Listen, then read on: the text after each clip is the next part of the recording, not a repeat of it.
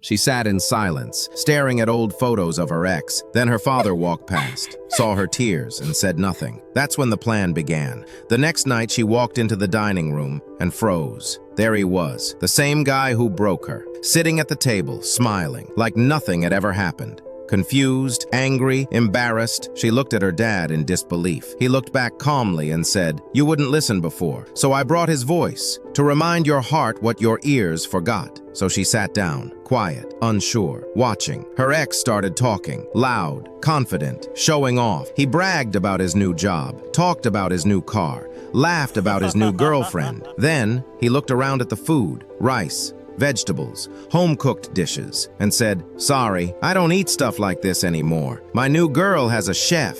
Her hands trembled under the table, but her father said nothing. No anger, no reaction, just silence. And then dinner ended. Her ex stood up, smiled, and walked out, still proud, still blind. Her father gently slid a folded note across the table. He said, "I didn't bring him back into your life. I brought him here so you could finally let him go." She opened the note. It read, "You can love a moment and still walk away from the person who ruined it." Her eyes filled with emotion. But this time, it wasn't grief.